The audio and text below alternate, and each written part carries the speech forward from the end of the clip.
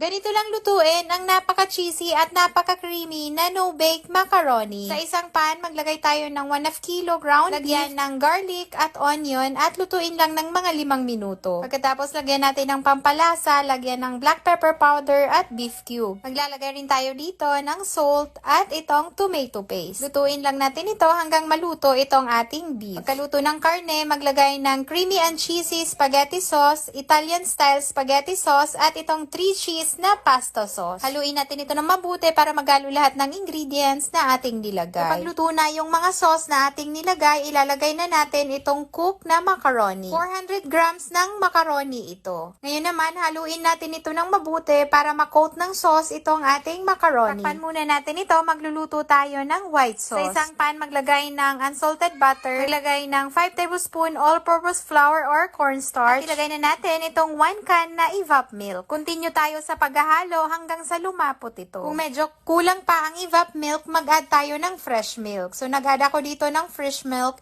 Itong pampalasa dito, salt at black pepper lang. Kapag malapot na ito, pwede na natin itong i-transfer dito sa top ng ating macaroni. Kung gusto nyo itong mas cheesy pa, maglagay pa kayo ng cheese sa top nito. Ito ay pwedeng wala na kung wala kayong cheese. Kasi yung white sauce pa lang ay napakasarap na. Niluto ko pa yan sa low heat para matunaw lang yung cheese na nilagay ko. Ready na ang ating cheesy and